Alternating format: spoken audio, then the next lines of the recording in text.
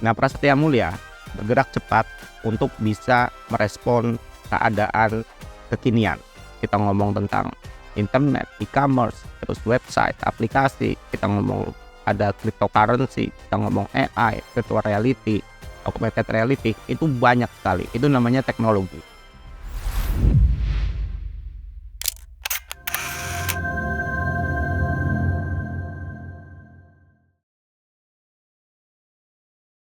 Revolusi industri tengah berlangsung di depan mata. Hal ini didorong dengan perkembangan teknologi digital berbasis high-speed mobile internet melalui kecerdasan buatan, automation, big data analytics, dan juga cloud technology. Berdasarkan data Bank Dunia tahun 2022 menunjukkan sejalan dengan laju inovasi digital, valuasi ekonomi digital dunia mencapai 15,5% dari total produk domestik bruto global.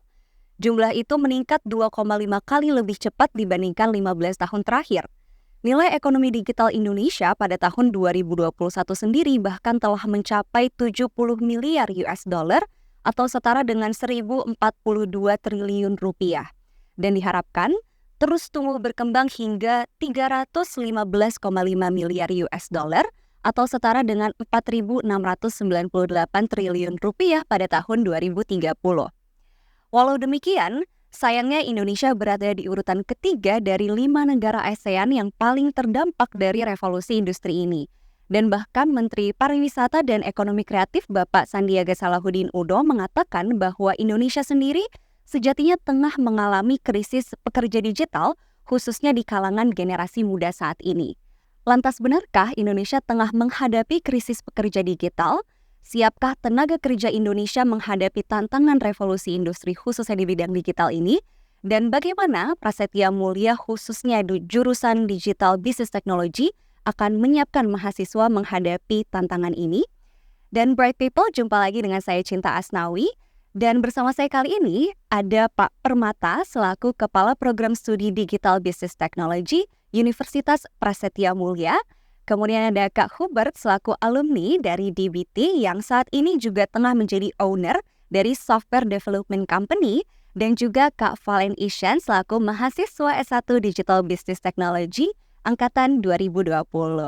Oke, selamat siang Bapak dan kakak-kakak. Apa kabar hari ini? Baik. Siang, kabar baik kita. Oke, nah mungkin aku pertama mau ke Pak Permata dulu nih ya. Jadi Pak Permata itu bukan hanya kepala program studi DBT, tapi beliau juga adalah seorang akademisi yang telah berpengalaman lebih dari 10 tahun Bright People dengan transformasi digital di UMKM, kemudian juga komunitas sosial dan pemerintah. Dan Pak Permata ini juga menyelesaikan pendidikan master dan juga doktoralnya dalam bidang ilmu komputer pastinya dan teknologi informasi dari Universitas Aju Korea Selatan, betul ya Pak ya? Ya, Wah, betul. keren sekali ya. Kalau sekarang nih, tadi kan selain dosen, akademisi juga ya Pak ya. Kesibukannya apa lagi nih Pak selain ini sekarang? Ya, biasanya saya mengajar itu rutin ya. Mengajar hampir tiap hari. Nah, kebetulan kita ngebimbing juga mahasiswa dan kita banyak juga koneksi sama industri. Oke. Jadi ada beberapa hal yang kita lakukan, bidangnya bidang digital gitu ya. Jadi bantu teman-teman juga bisa ngenalin nih, oh kalau industri itu seperti ini. Jadi seru, mulai dari yang industri travel, industri edukasi gitu ya, sampai nanti kita yang advance teknologi kayak virtual reality, AI gitu ya, dan lain-lain. Kira-kira seperti itu ya. Keren sekali ya, berarti bekerja sama juga dengan orang-orang yang ada di lapangan ya Pak? Pasti. Oke, wah selanjutnya aku mau ke Kak Hubert nih ya, yang tadi aku sebutkan sebagai alumni juga dari program DBT. Jadi Kak Hubert Tatra ini sudah menyelesaikan pendidikan S1-nya di Prodi Digital Business Technology Universitas Prasetya Mulia dengan nilai yang sangat memuaskan nih Bright People, yaitu IPK-nya 3,96. Wah keren banget nih ya Kak ya. Luar biasa sekali ya, dan beliau ini juga merupakan lulusan terbaik loh di DBT tahun 2017. Dan saat ini sendiri Kak Hubert memiliki software development company yang bermitra dengan perusahaan lain untuk menjadi IT solution, betul ya Kak ya? Oke, berarti sekarang kesibukannya lebih ke bisnisnya atau ada hal lain nih Kak?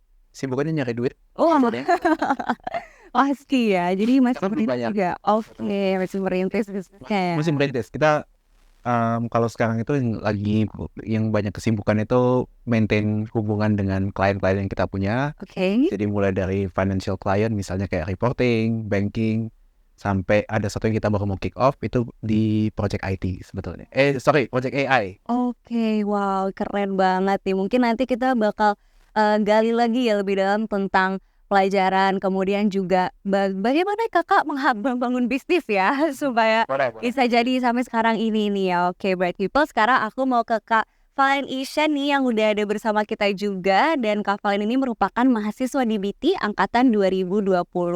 Nah, Kak Valen ini juga sempat menjadi first winner dan juga best presentation at National Business Case Competition tahun 2023 dalam kompetisi CIMB Kejar Mimpi, dan juga merupakan alumnus dari Apple Developer Academy at BINUS Cohort 2022 ya Kak ya? Benar.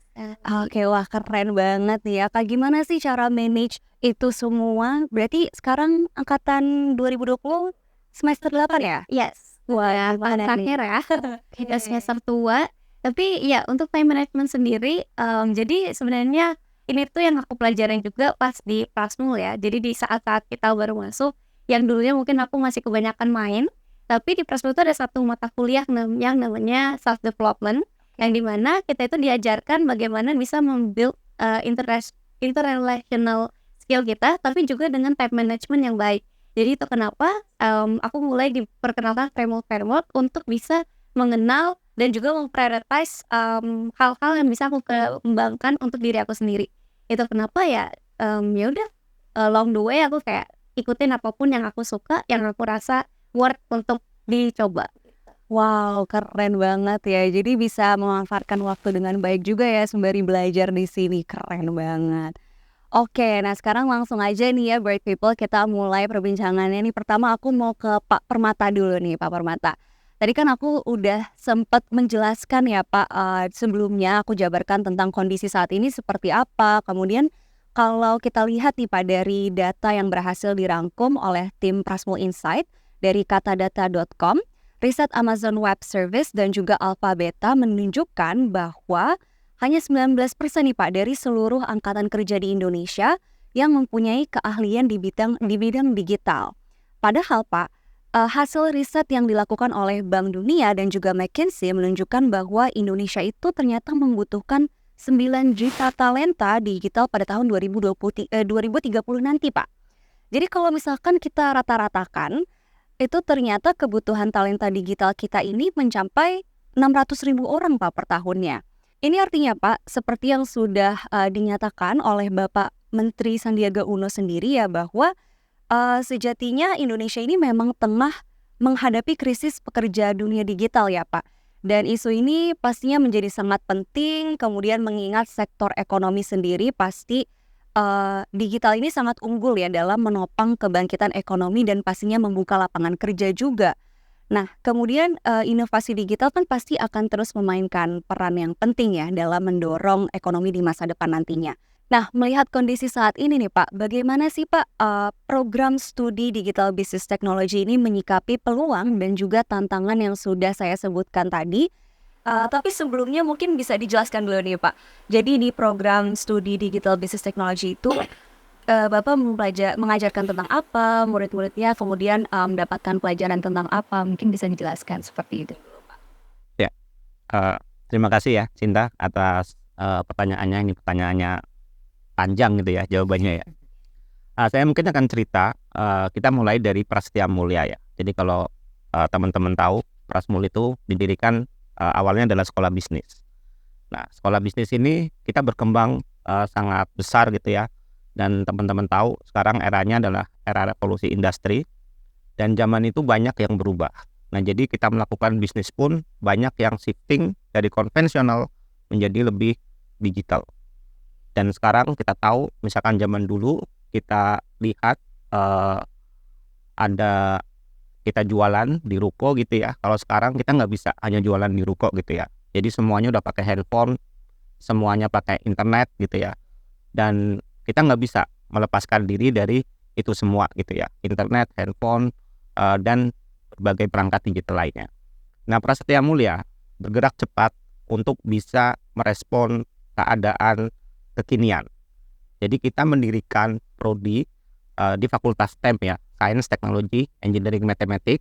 Salah satunya adalah prodi Digital Business Technology untuk mengkombinasikan dari bisnis, kita jiwa entrepreneurship dengan sebuah teknologi. Khususnya di sini di prodi DBT, Digital Business Technology, adalah teknologi digital. Nah, untuk menjawab tadi pertanyaannya gitu ya, kita belajar apa sih di prodi digital? Jadi kita belajar, pasti yang pertama, karena ini adalah Prasetya Mulia, DNA kita adalah DNA bisnis. Nanti Hubert bisa menjelaskan lebih detail ya. Kenapa? Karena Hubert ini adalah praktisi bisnis. Kalau saya akademisi ya di sini ya. Nanti bisa jelasin lebih detail. Jadi yang pertama DNA-nya DNA bisnis. Nah, yang kedua, teman-teman juga dibekalin dengan kemampuan teknologi. Teknologinya macam-macam. Nanti kita akan bahas lebih detail ya. Mulai tadi disinggung-singgung, ada yang advance juga gitu ya. Kita ngomong tentang internet, e-commerce, terus website, aplikasi. Kita ngomong ada cryptocurrency, kita ngomong AI, virtual reality, augmented reality. Itu banyak sekali. Itu namanya teknologi. Dan harapannya ketika nanti mahasiswa, teman-teman belajar di Prasetya Mulia, prodi DBT, teman-teman selain memiliki jiwa entrepreneurship, teman-teman memiliki bekal teknologi yang sangat kuat. Dan nanti teman-teman bebas. Kedepannya mau kerja bisa gitu ya, atau mau bikin bisnis, itu juga bisa. Nah, mungkin itu dulu, Cinta ya, silakan bisa untuk dilanjut.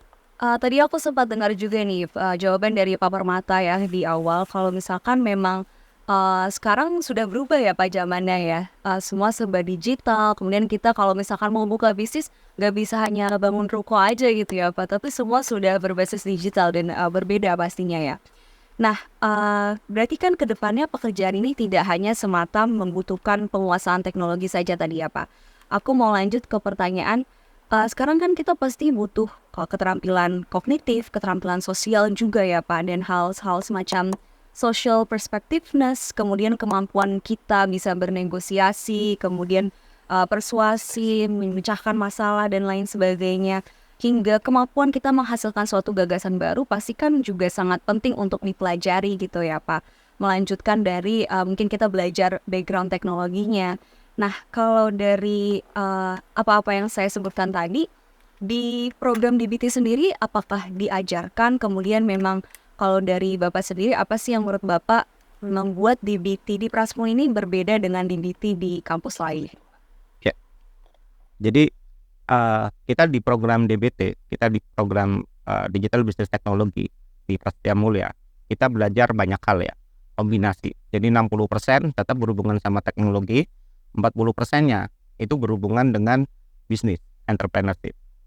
Nah, kita cover macam-macam, mulai dari fundamental, kita belajar apa sih teknologi website, apa teknologi aplikasi, gimana cara bikinnya gitu ya.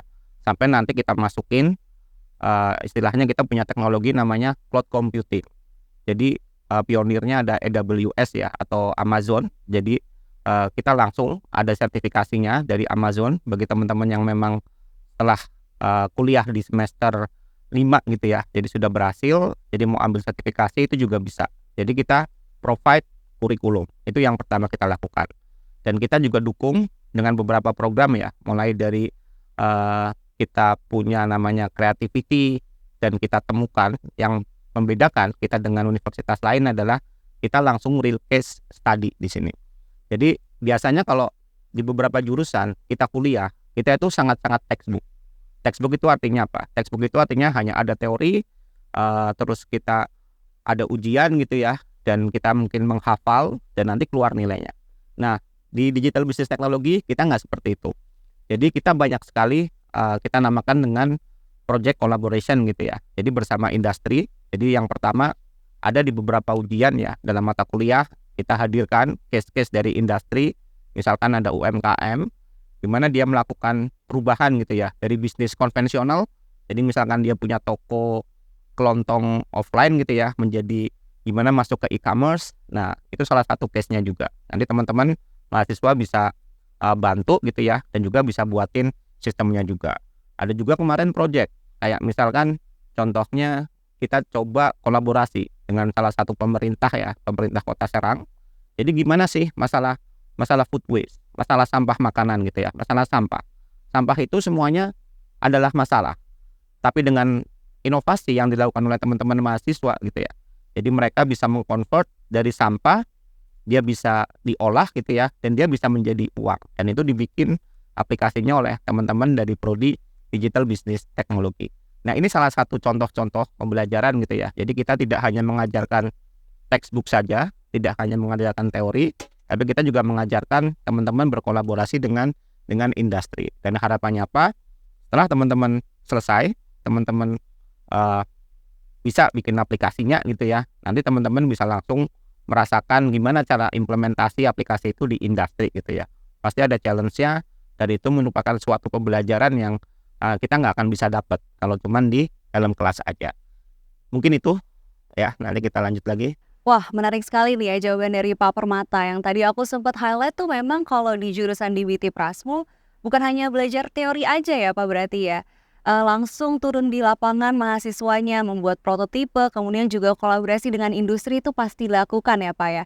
Nah, mungkin aku mau tanya nih pengalaman ini ke Kak Hubert sekarang ya. Oke, sekarang aku mau ke Kak Hubert nih.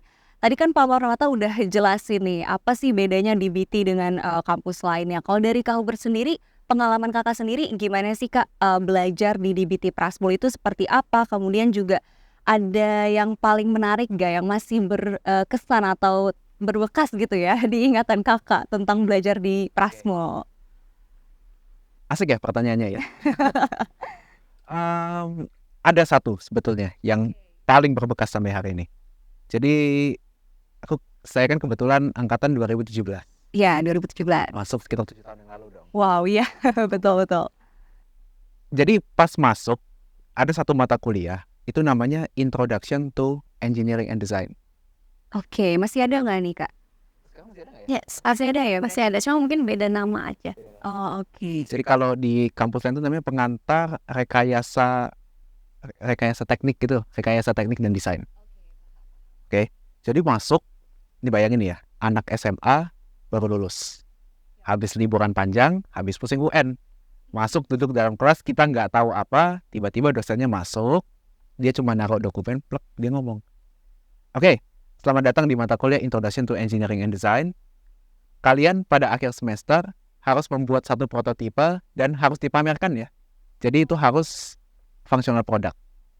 Udah jadi itu proper. Harus jadi. Wah, oke. Harus bisa bekerja seminim-minimnya." Keren sekali ya. Ya. Semester 1 berarti. Semester 1. Semester 1, wow. Nah, kita bingung dong pasti, pusing ini gimana caranya gitu ya.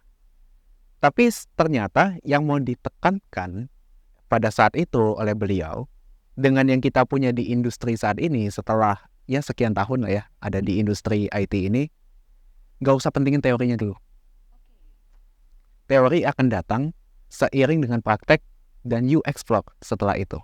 Itu yang benar-benar saya dapat sampai hari ini. Karena kita tahu apa, anak semester 1 yang belum ngapa-ngapain, baru juga masuk, tiba-tiba disuruh bikin beginian. Satu hal yang saya syukuri, yang itu hal pertama nih. Hal kedua yang paling membekas sampai hari ini adalah dosen-dosen di kampus benar-benar nggak ada yang dalam tanda petik spek dewa. Yang kalau mau dicari itu susahnya setengah mati. Malah sebetulnya kami cuma minta, "Pak, mohon petunjuk, kita mau bikin sesuatu yang seperti ini, minta arahan dong Pak, bagusnya seperti apa." Itu malah ya udah kalau kalian belum bisa, tolong kalian welcome untuk datang lagi. Nah, itu mulai dari semester 1 sampai pada akhirnya yang tadi kata Pak Permata ada sertifikasi segala macam. Dulu saya ikut, tapi memang kita waktu itu kerjasamanya bukan dengan AWS Pak ya, ada dengan provider sebelah. Saya juga ikut juga sertifikasinya sampai level 2 tuh ceritanya. Dan itu berkesan sih sebetulnya sampai hari ini. Oke, jadi memang benar ya tadi yang dibilang oleh Pak Permata kalau misalkan memang kita belajarnya langsung ke pengalamannya seperti apa, di lapangan seperti apa, dan itu juga sesuatu yang paling membekas ya ternyata Sangat. di Kak Hubert sendiri. Nah, oke Kak Hubert, itu kan tadi pengalaman kakak. Nah, sekarang kita lanjut ke Kak Valen nih, yang sekarang masih belajar ya, berarti di Prasetya Mulia. Angkatan 2020 itu semester 8 ya berarti, semester akhir ya. Oke, nah mungkin sempat ketemu nggak nih sama Kak Hubert nih? Seharusnya sih secara di kelas sih belum nggak pernah saat itu ya, tapi aku masih ingat banget pertama kali ketemu Kak Hubert dengan arahannya juga udah ada paper mata untuk mempelajari cara masuk ke Apple Developer Academy. Jadi sebenarnya beliau ini adalah salah satu alasan aku bisa masuk. Wah, ya kakak, ya betul kakak ini ya. Wow, Ya, jadi keren, menarik ya. dihubungkan saat itu, jadi kita bisa saling kenal juga sampai sekarang. Oke, nah kalau dari Kak Valen sendiri punya pengalaman menarik juga nggak sih ini tentang belajar di DBT selama hampir 4 tahun ya berarti ya? Apakah punya pengalaman yang sama atau mungkin agak berbeda nih sama Kak Huberti? Boleh diceritain Kak? Dari aku sendiri sebenarnya lumayan sama dengan yang mereka, di mana dari yang diceritakan juga dari Kak Hubert itu juga terjadi sama aku, yang di mana aku juga sangat syukurin. Dan tapi di satu sisi sebenarnya yang paling aku yang paling aku senengin selama berkuliah di DBT, yang pertama adalah karena dosen-dosen di Prasmul itu mereka nggak hanya sebagai seorang akademisi, tapi juga beberapa dari mereka adalah praktisi. Jadi buat aku yang suka cari tahu, yang benar-benar suka penasaran gimana sih cara membuat bisnis, bagaimana mereka itu memiliki perspektif yang berbeda, nggak hanya membuat tapi juga bisa mengembangkan dan mempertahankan, itu bisa aku dapatkan dengan cara menanyakan kepada mereka, dan mereka tuh benar-benar willing untuk sharing terhadap hal-hal yang mereka lakukan. Dan itu sebenarnya membekas banget di aku, karena setidaknya aku bisa mengetahui lebih banyak terhadap mereka yang sudah melakukan.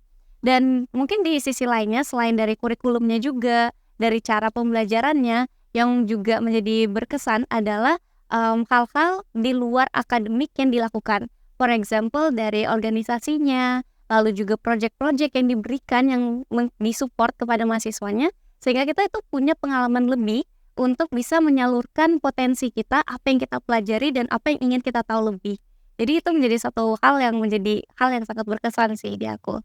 Oke, nah berarti tadi banyak juga ya pengalaman yang mulai dari pembelajaran di kelas seperti apa, kemudian juga panitia ya, juga relasi dan lain sebagainya. Nah mungkin aku mau tanya nih ke Kak Valen sendiri. Kalau dari Kak Valen sendiri, apa sih yang membuat kakak tuh merasa jurusan DBT ini di Prasmul beda dari kampus lainnya? Wah, oke, menarik. Oke, thank you. Untuk hal ini tuh sebenarnya mungkin ada satu hal yang aku pelajarin setelah aku mungkin berbincang juga dengan teman-teman sejurusan di kampus lain, yang dimana satu hal yang aku bisa lihat dari bagaimana mereka belajar adalah meski kita dalam satu jurusan yang sama, dengan sebenarnya lingkungan pembelajaran juga yang sama, tapi hal yang mereka pelajari itu kebanyakan di luar kampus sangat teknikal. Seperti yang kata Pak Permata juga, lebih teoritis. Jadi mereka mungkin bisa lebih jago terhadap pengembangan, tapi mereka itu bisa dibilang tidak mengenal di luar dari apa yang mereka pelajarin. Dan di kampus Prasmul, di jurusan aku terutama, itu yang kita pelajarin gak hanya dari sisi teknikalnya, tapi juga seluruh aspek yang berhubungan dengan teknikal tersebut. Jadi for example tadi ada dari sisi bisnisnya, tapi juga dari sisi legalnya dan juga dari sisi manajemennya. Salah satunya misal nih, aku baru-baru ini pelajaran di semester kemarin itu tentang GDPR atau General Data Protection Regulation, yang merupakan suatu data atau regulasi yang ditekankan di European Union, yang dimana itu tuh hal yang sangat di-concern di sekarang ini, yang mungkin gak banyak teknisi atau banyak pebisnis yang mengerti atau bahkan peduli terhadap itu. Nah itu jadi sebenarnya hal-hal yang sebagai kita yang sebagai pengembang itu harus tahu dan mengerti. Mungkin itu yang bisa banget membedakan Prasmul dengan yang lainnya sih. Oke, terima kasih Kak Valen. Nah ini menarik banget nih ya tadi. Konsisten jawabannya, bukan hanya tentang teori aja nih teman-teman Bright People di DBT Prasmul, tapi juga langsung belajar ke lapangan. Tadi juga tentang bisnis pastinya ya, karena jurusannya adalah Digital Business Technology. Dan mungkin ini relate nih Bright People dengan Kak Hubert saat ini, karena Kak Hubert juga kan sudah alumni, kemudian saat ini lagi membangun bisnis yang berkaitan di dunia digital juga ya Kak ya. Oke, nah kalau dari kakak sendiri, merasakan hal tersebut sangat berpengaruh nggak ya Kak tentang perkembangan bisnis kakak sekarang? Dan mungkin kalau dari kakak sendiri, apa sih pelajaran yang paling berkesan dari DBT Prasmul dalam kakak ini membangun bisnis kemudian bisa ada di titik sekarang ini Kak? Wah, berat nih pertanyaan. Jadi sebenarnya mengutip kata Pak Permata tadi, Prasmul itu didirikan dengan semangat entrepreneurship sebetulnya. Jadi satu hal yang paling menarik sebetulnya dari pembelajaran di Prasmul adalah mengkolaborasikan atau dan tanda petik mengawinkan hal teknis dengan bisnis itu sendiri. Jadi misalnya Cinta mau bikin restoran, masuk ke prodi DBT, dan tanda petik ya, kita diajarin, kamu bakal diajarin, oh cara masak yang paling enak itu seperti apa. Itu udah hal, itu kan berkaitan dengan hal teknis ya. Setelah dari situ, kita diperlengkapi dengan makanan ini udah jadi, kita mau jual ke siapa, apa yang mau dijual, berapa banyak, berapa lama kita mau jual. Kalau kita taruh duit sejumlah sekian, berapa lama balik modal. Nah itu pertanyaan-pertanyaan non teknis yang seorang pebisnis itu harus pahami sebetulnya. Nah jadi apalagi di DBT sebenarnya yang dari dulu yang saya tangkap Pak Mata, kita ini diarahkan sebenarnya jadi technopreneur ya sebetulnya.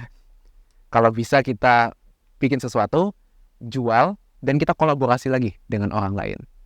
Itu menarik sih sebetulnya. Itu yang pertama. Yang kedua, Prasmul itu DBT ini dari dulu cukup dekat dengan dunia industri. Jadi di semester 1 kalau tadi masih ingat, saya ada cerita mengenai Introduction to Engineering and Design. Satu lagi, kita itu juga disuruh magang.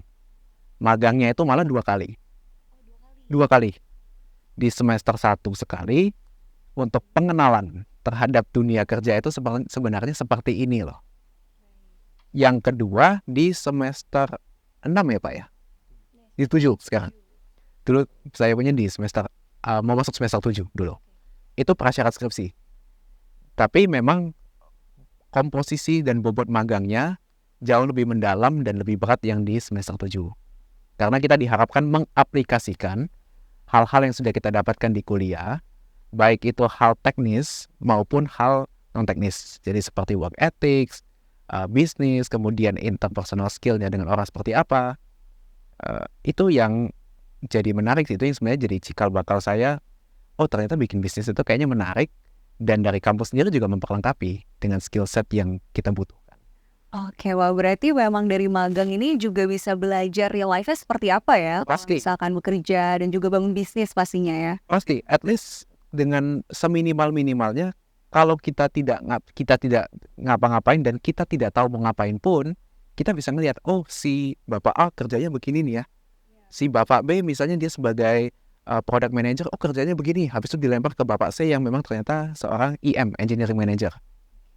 Jadi minimal kita bisa melihat itu. Iya betul sekali. Itu yang diharapkan sebenarnya dari magang yang di pertama. Oke, nah ngomong-ngomong soal magang, dulu kakak tuh magangnya kan 2 kali ya berarti ya? Iya, betul. Nyari sendiri atau gimana nih kak? Waduh.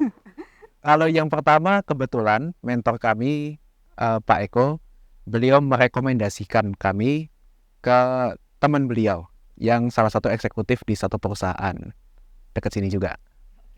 Kalau yang kedua kebetulan saya semenjak semester 5 begitu, saya udah ambil ada kerjaan part time.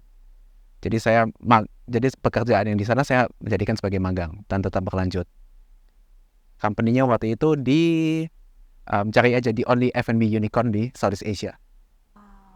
Oh, keren Kan banget. nggak boleh nyebut merek kan ya soalnya. Oke. Ya, Oke, nah berarti kan kakak juga sudah lama ya, berarti lulus dari Prasmul sekitar berapa tahun nih kak?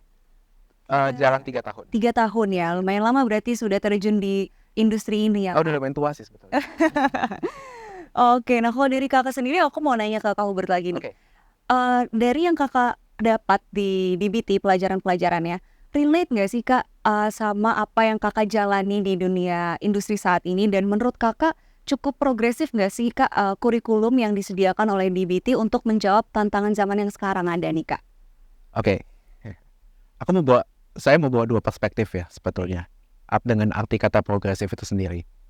Kalau kita bicara progresif itu sebagai kurikulum yang dalam prosesnya berkelanjutan, saya harus katakan a big yes. Mulai dari tahun pertama kita diajarkan pengenalannya, dasarnya. Jadi kalau kita bedah kurikulum tahun pertama, lebih banyak introduction to something. Apa yang kita belajar? Ini kita pengenalan. Yang kedua, kita diperlengkapi secara teknis. Jadi lebih banyak dapatnya, misalnya kita nyebutnya yang keren-keren lah ya, misalnya object oriented programming, engineering management. Itu di tahun kedua kita dapat. Tahun ketiga kita diperlengkapi untuk sket bisnisnya. Kalau pada zaman saya dulu. Jadi untuk organizational management, business management, entrepreneurship, itu dapatnya di tahun ketiga. Tahun terakhir, nah ini prajurit-prajurit yang udah siap tempur, kita kirim ke lapangan, bikin skripsi. Dan skripsinya pun, waktu zaman saya, harus working product. Kita waktu itu sampai kerjasama dengan satu peternakan ayam, kita bikinin satu sistem secara penuh untuk mereka, untuk handle penjualannya. Dan waktu itu Pak Permata kebetulan jadi pembimbing saya, thank you Pak. Itu sampai benar-benar kita meeting dengan integrator, dengan pihak ketiga, pakai layanan mereka, dan produk itu harus dipakai oleh peternakan yang jadi mitra kita. Itu progresif yang pertama. Nah, kalau kita bicara progresif yang kedua, mengenai apakah kurikulum kita up to date dengan di dunia nyata, saya cukup terkejut sebetulnya dengan tadi mendengar Valen yang belajar GDPR. Itu di mata kuliah apa? Mata kuliah Big Data for Social Media Campaign. Oke. Mata kuliah ini kata-katanya sama persis dengan dulu yang pernah saya dapatkan. Tapi dulu banget yang kita pelajarin, dulu banget tuh ya sekian tahun yang lalu lah ya, gitu. Yang kita pelajarin justru adalah mengolah data dari Twitter. Karena waktu itu Twitter itu benar-benar sangat booming. Ya, semua percakapan ada di sana, semua sentimen, apakah orang mau ribut di sana, mau cari damai juga di situ. Dengan kata-katanya dia ngepost. Kita bisa tarik, lalu kita bisa petakan. Oh, kalau kita mencari kata-kata misalnya Apple, karena dia baru keluarin produk, sentimennya negatif atau positif ya? Kita bisa dapat itu. Tapi saat ini dikembangkan lagi dengan adanya GDPR. Dan di dunia industri pun sekarang, ini menjadi concern sih sebetulnya dari setiap orang. Dengan baru disahkannya misalnya UU PDP, perlindungan data pribadi yang ada di Indonesia. Kalau di European Union sudah lama namanya GDPR, dari Valen cerita. Di US sendiri ada di California namanya CCPA, California Consumer Privacy Act. Itu semua, apalagi sebagai misalnya saya mewakili bermitra dengan perusahaan yang memang punya customer di sana. Kalau perusahaan Anda punya satu orang pun yang berdomisili di wilayah antara Uni Eropa atau di California, maka kalian harus implement peraturan ini, perlindungan data ini. Jadi kalau memang kita bisa kenalkan sejak awal apa itu GDPR, misalnya salah satunya adalah hak orang untuk meminta datanya dihapus, benar kan? Nah, itu harus kita lakukan. Jadi ketika nanti teman-teman sudah keluar dari Prasetya Mulia, dapat satu insight, oh ternyata masalah data kita harus setting dengan cara seperti ini.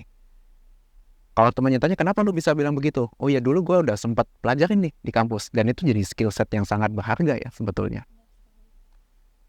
Oke, wah menarik banget nih ya tadi pembahasan dari Kak Hubert sendiri tentang apa yang sudah dipelajari dan ternyata memang relate ya dengan Sangat. industri saat ini gitu ya. Kakak sudah merasakan sendiri manfaatnya ya. Betul. Oke, nah tadi kan kita ngomongin tentang pelajaran yang sudah didapat, kemudian juga pengalaman dan lain sebagainya. Sekarang aku mau kembali lagi nih ke Pak Permata. Nah, Bapak untuk mengantisipasi tantangan revolusi industri 5.0 yang akan pastinya kita hadapi ya, yang akan menjelang datang juga. Kalau misalkan revolusi industri 4.0 sendiri kan atau yang kita sebut dengan cyber physical system, itu merupakan fase ketika komputerisasi itu semakin ditingkatkan daya gunanya seiring kehadiran internet yang memang terintegrasi dengan berbagai sistem. Nah, sementara untuk revolusi industri yang kelima ini, Pak, yang akan datang nantinya itu lebih merupakan kolaborasi antara manusia dengan teknologi digital. Jadi memang bisa dibilang yang perbedaan yang paling mendasar itu antara industri 4.0 dengan 5.0 ini terletak pada pergeseran fokusnya nih Pak. Jadi yang tadinya memang kita berfokus pada nilai ekonomi, kemudian sekarang kita akan jadi fokus kepada keberlangsungan dan juga kesejahteraan. Nah, untuk hal ini nih Pak Permata, apa sih Pak terobosan yang mungkin akan dilakukan di Prodi DBT sendiri untuk menyiapkan mahasiswanya nih Pak? Ini pertanyaannya susah ya. susah. Ya jadi kalau kita lihat ya 4.0 itu kan ada peran teknologi yang sangat signifikan di situ. Jadi kita lihat ada internet masuk, terus ada cyber security, dan didorong oleh beberapa teknologi pendukungnya ya, kayak IoT dan sebagainya. Nah, Society 5.0 jadi itu lebih ke arah manusianya. Bagaimana si manusia itu bisa memakai hal-hal yang sudah ada ya untuk membentuk sebuah value yang lebih ada. Strateginya gimana gitu. Nah, kita punya kurikulum namanya itu OBE, Outcome Based Education ya.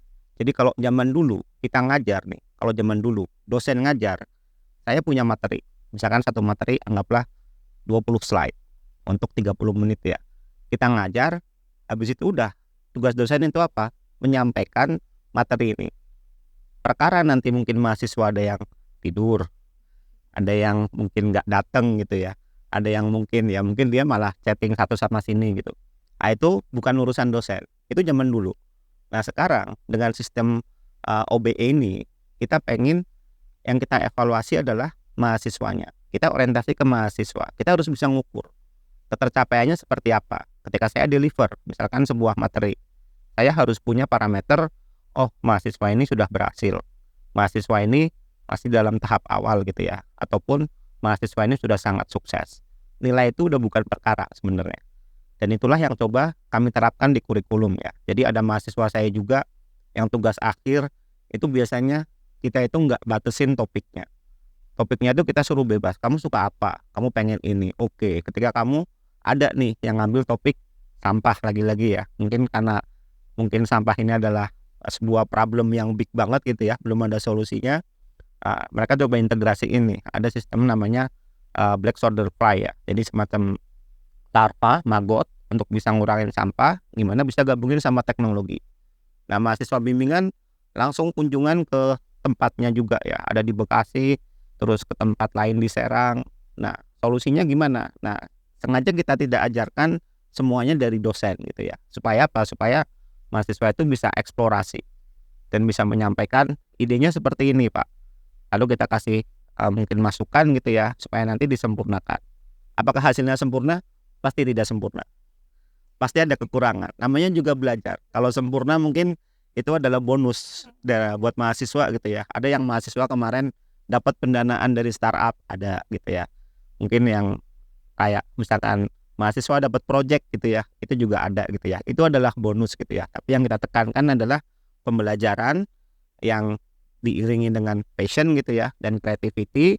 Nah itu akan bisa membentuk tadi 5.0 ya. Karena sekali lagi kita ngasih sebagai edukator, kita nggak bisa zaman sekarang ya. Kita ngasih kurikulum, kita kasih kurikulum harus seperti ini, kita nggak bisa. Tapi kita harus punya batasan-batasan supaya mahasiswa itu tetap bisa berkembang dengan kurikulum yang ada. Mungkin kira-kira seperti itu. Wow, berarti memang sekarang juga lebih ke mahasiswanya kemudian membuka kreativitas mereka ya pastinya tentang industri dan juga tadi ketertarikan mereka seperti apa gitu ya. Oke, nah mungkin itu tadi ya udah di-spill terobosan di jurusan DBT ini oleh Pak Permata. Nah sekarang aku mau ke mahasiswa dan juga alumninya lagi nih. Mungkin ke Kak Hubert dulu kali ya. Tadi kan udah dijelaskan nih sama Pak Permata terobosan apa di jurusan DBT. Kemudian kakak sendiri kan selaku alumni pasti sudah semuanya dipelajari ya tentang DBT selama 4 tahun. Dan pasti tahu pelajarannya seperti apa. Kemudian juga sudah menggeluti dunia ini 3 tahun, hampir 3 tahun ya, pasti sudah lama juga. Dari kakak sendiri ada nggak sih mungkin tambahan atau masukan gitu ya untuk memperkaya atau juga menyamakan kurikulum DBT yang ada saat ini dengan dunia digital gitu Kak? Sebenarnya mau koreksi dikit ya, Cinta.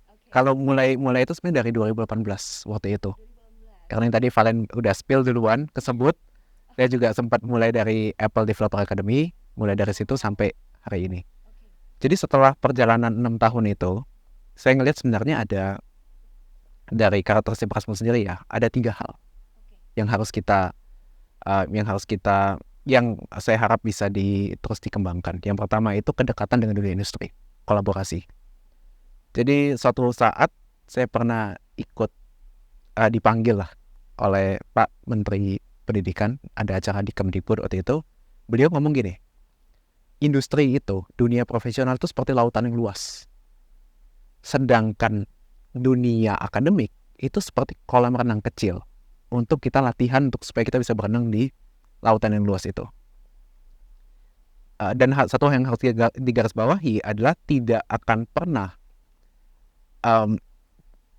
kurikulum pendidikan itu meng-outpace apa yang terjadi di dunia industri. Karena toh objektifnya ada berbeda. Yang satu kita ngajarin orang bikin paham orang, yang satu lagi kita nyari duit. Jadi bagaimana teknologi apa yang paling baru kalau bisa orang lain belum punya, kita sudah pakai duluan dan itu bisa menurunkan cost, meningkatkan efisiensi, dan kalau bisa mendapatkan keuntungan yang lebih besar. Jadi terus ingat ini nggak fenomena ChatGPT? Ingat kan? Jadi dalam waktu mungkin sekian hari atau sekian minggu ya Pak ya waktu itu merubah semua. Mulai dari orang yang coding, yang tidak bisa coding, tiba-tiba kalau dia punya ide dia bisa cari itu meskipun tidak sempurna pasti dia bisa cari di situ dan hasil codingannya bisa keluar. Dari orang yang tidak bisa nulis surat, dia pakai itu suratnya langsung kayak yang ditulis oleh orang profesional. Dan itu sebenarnya kalau saya seorang akademik, seorang akademisi, maka saya akan berpikir, how can I react when the change is coming? Gimana caranya saya bereaksi kalau perubahan itu datang? Dan itu Prasmul sudah melakukan hal yang sangat baik. Tadi yang kita nggak sengaja aja tiba-tiba GDPR ada. Karena jujur baru beberapa lama yang lalu saya baru implement itu. GDPR, CCPA segala macamnya. Yang kedua, kolaborasi dengan sesama dunia akademisi. Jadi kita bisa belajar dari kita juga ada kerjasama ya Pak ya pasti ya kalau nggak salah dengan kampus-kampus yang memang dalam top ranking dunia. Kemudian kita juga partisipasi dalam program ISMA yang waktu saya dengar. Saya program itu waktu itu saya pas mahasiswa belum ada. Valen waktu itu kan ikut ISMA juga ya bukan? Pengen tapi saat itu ternyata ada prioritas yang lain. Oke.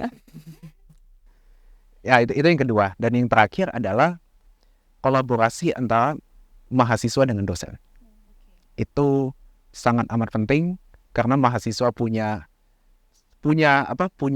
keinginan tapi belum punya keilmuannya. Sementara dosen-dosen punya bidang keilmuan untuk memperlengkapi mahasiswa tersebut. Jadi yang satu pengarah, satu eksekutor.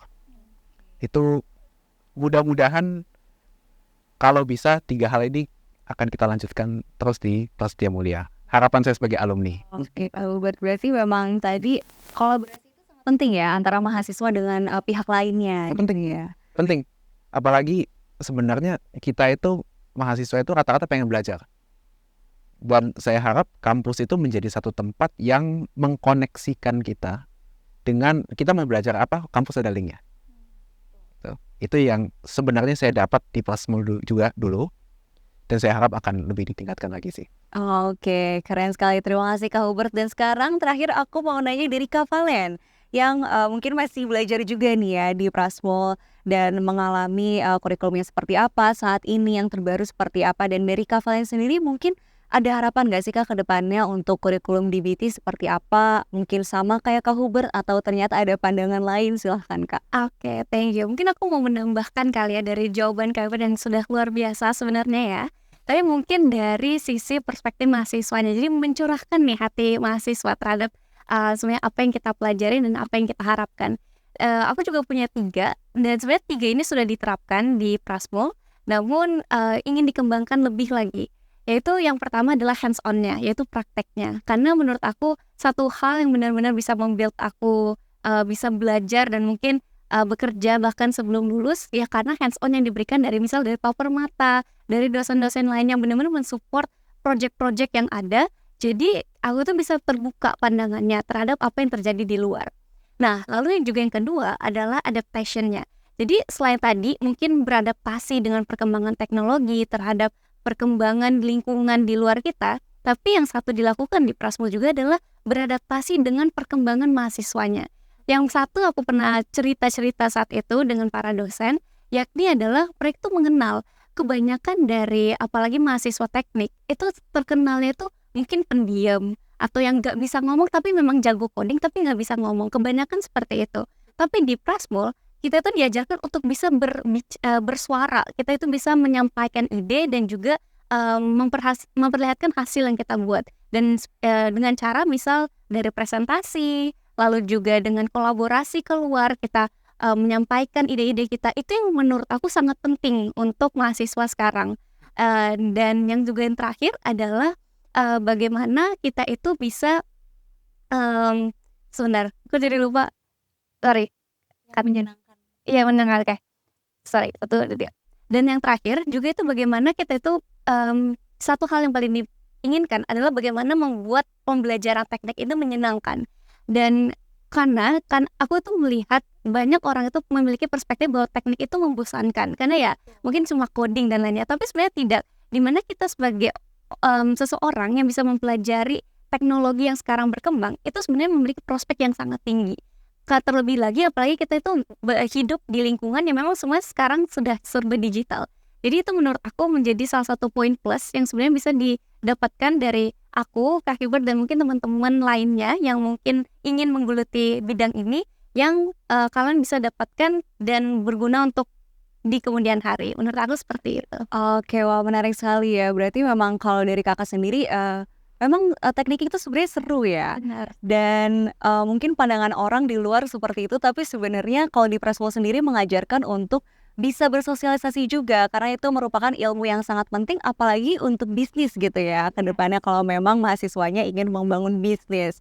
Wah, pengalaman yang menarik sekali dan juga perbincangan yang seru ya menurut saya, karena memang kita belajar bukan hanya tentang dunia teknologi digital, tapi juga apa isu yang sekarang kita hadapi, kemudian juga praktisi, mahasiswa, dan dosen semuanya ikut berkecimpung ya. Tadi kita juga berbicara banyak sekali dari awal sampai akhir. Bright people, membangun manusia andal adalah keniscayaan untuk mengimbangi laju digitalisasi dan juga otomatisasi yang berlangsung masif dan cepat ini. Sejatinya, pemenuhan kebutuhan talenta digital tak sekedar bentuk adaptasi dalam menyongsong era digital 4.0 ini. Lebih dari itu, talenta digital juga pastinya menjadi bekal bagi Indonesia untuk meningkatkan nilai ekonomi digital di tanah air.